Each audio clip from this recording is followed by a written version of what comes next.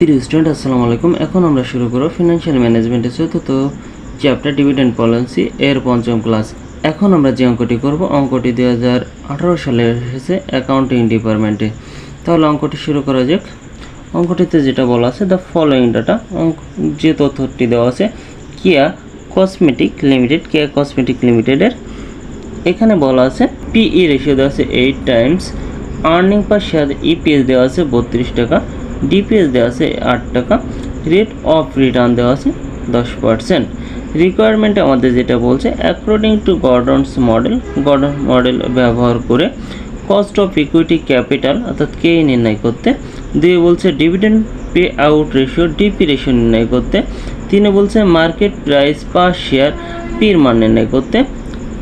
এরপরে চারে বলছে প্রুফ জি সমান বিআর, প্রুফ করতে বলছে জি সমান বিআর অর্থাৎ জিতে গ্রোথ রেট সমান বিতে রিটেনশন রেশিও, আর এ রিটার্ন অন ইনভেস্টমেন্ট অর্থাৎ এখানে জি গ্রোথ রেট সমান বি গুণ আর আমাদের এটা প্রমাণ করতে বলছে।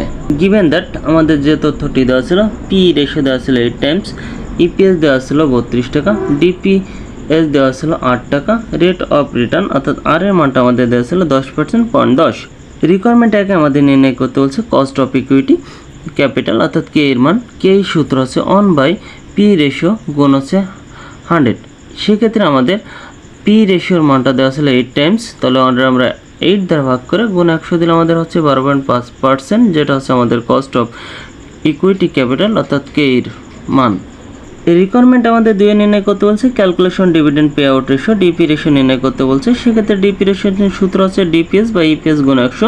সেক্ষেত্রে ডিপিএস এর মানটা দেওয়া ছিল 8 এবং ইপিএস এর মানটা দেওয়া ছিল 32 গুণ 100। সেক্ষেত্রে আমাদের মান হচ্ছে 25% অর্থাৎ ডিভিডেন্ড পে আউট রেশিও হচ্ছে এই কোম্পানির 25%।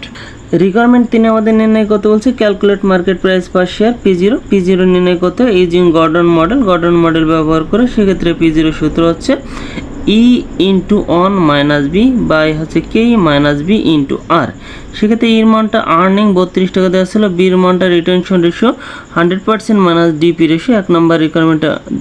2 নম্বর রিকোয়ারমেন্টে আমরা ডিপি রেশিওর মানটা পেয়েছি 25%। সেক্ষেত্রে 100% থেকে 25% বাদ দিলে আমাদের হচ্ছে 75% অর্থাৎ 0.75।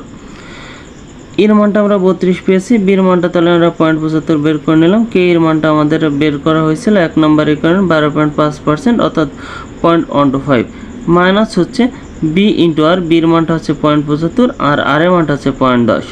সেক্ষেত্রে আমাদের সমাধান করলে আমরা পেয়ে যাবো 160 টাকা, সেটা হচ্ছে শেয়ারের মূল্য অর্থাৎ P0 মূল্য হচ্ছে 160 টাকা। রিকোয়ারমেন্ট 4 আমাদের প্রুফ করতে বলছে জি সমান বিআর, জিতে হচ্ছে গ্রোথ রেট। সেক্ষেত্রে আমাদের গ্রোথ রেটটা নির্ণয় করব। আমরা জানি গর্ডন মডেল শেয়ার নির্ণয়ের জন্য P0 ইকুয়াল টু D1/K মানে জি, এই সূত্রটি ব্যবহার করা হয়। সেক্ষেত্রে P0 মানটা আমরা 3 নম্বর রিকোয়ারমেন্টে 160 টাকা পেয়েছিলাম, D1 মান ডিভিডেন্ড যেটা দেওয়া ছিল 8 টাকা, কে এর মান আমাদের 1 নম্বর রিকোয়ারমেন্টে বের করছিলাম 0.125 আর মাইনাস জিতে এখানে গ্রোথ রেট, এই জির মানটা মূলত আমাদের এখানে নির্ণয় করতে হবে। সেক্ষেত্রে আমরা সমাধান করলে জির মান পাই 0.075। রাইট হ্যান্ড সাইডে আমাদের নির্ণয় করতে বলছে বি ইন্টু আর। সেক্ষেত্রে বি গুণ আর, বির মানটা হচ্ছে 0.75 আর এর মানটা হচ্ছে 0.10। সমাধান করলে আমরা পেয়ে যাবো 0.075।